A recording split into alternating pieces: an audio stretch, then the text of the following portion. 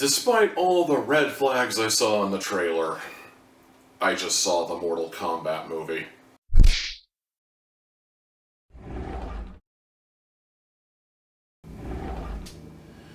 I already did a reaction to the Mortal Kombat movie trailer, and I basically got a lot of my thoughts on what I saw in that trailer and how I feel about Mortal Kombat in general out there.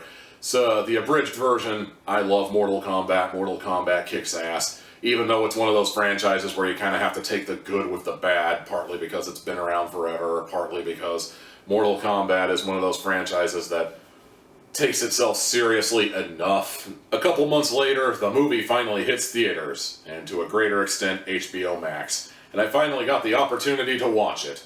I mean, yeah, the trailer presented a lot of red flags, and I thought, well, maybe the trailer's not a good example of how this movie's going to turn out, Maybe I'm overestimating just how much of a role Cole Young plays in this movie, We'll see when we actually get to the tournament. And so I sat down and watched the movie, and I can say with 100% certainty, without a shadow of a doubt, this movie is, hands down, undisputedly, the single worst thing I have seen relating to Mortal Kombat. This movie is fucking terrible. Yeah, I'm gonna be that guy who says it. I'm gonna be that guy who says this movie might actually be worse than Annihilation. This movie might actually be worse than Mortal Kombat Conquest.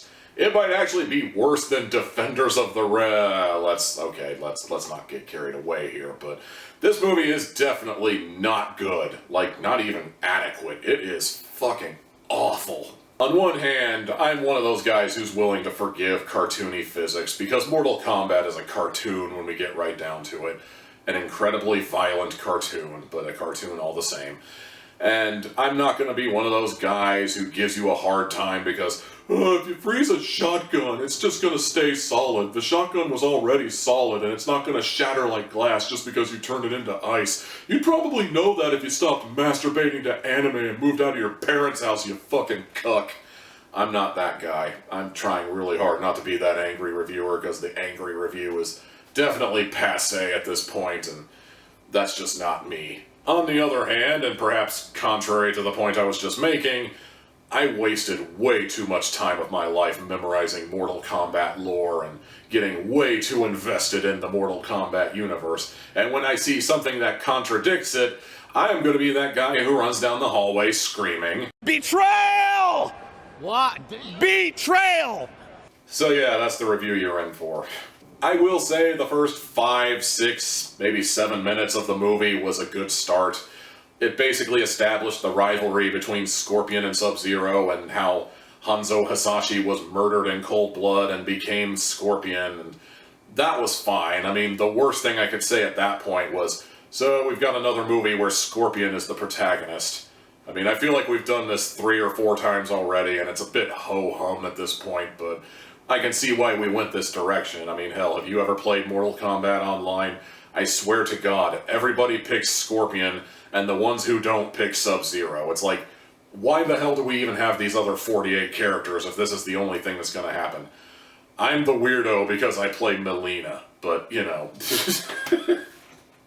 Then we're introduced to Cole Young after a text screen that I had to pause and read, and that text screen basically implied that somehow Scorpion is going to be the one who turns the tide of the tournament to Earthrealm's favor, and Scorpion might end up becoming Mortal Kombat champion.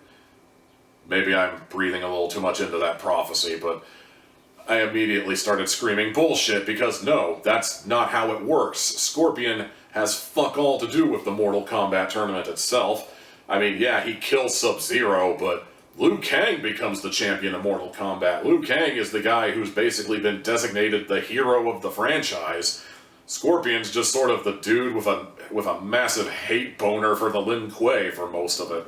I'm still debating in my head at this very moment whether Colt is a self-insert or a Gary Stu, or if he's just intended to be a vehicle for the viewer who's bearing witness to this video game world where people can throw fireballs and ice and shout, "Get over here!" while hitting him with a spear, but Either way, he definitely felt unnecessary, and he's probably going to be the biggest gripe I have with the movie. And believe me, I had all kinds of gripes. Maybe you're one of those guys who doesn't think it's a big deal that Kano is actually on the good guy side of this movie. Even though Kano has always been a bad guy, he has always been Sonya Blade's arch rival, but, you know, maybe you don't care. Well, if you don't care about that, maybe you will care about the fact that Kano is the stereotypical ha-ha, jokey joke, tee-hee character who speaks entirely in one-liners and punchlines. This is basically a phenomenon that was made famous by the Marvel movies, and now everybody has to have a character like this, and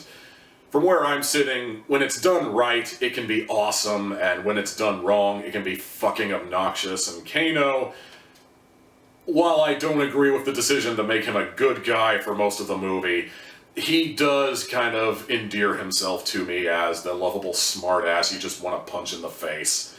That much I'll give him. One thing that a lot of people bring up is this is the first Mortal Kombat movie to have blood. Yay, blood and gore. That'll fix everything wrong with all the other Mortal Kombat movies, right?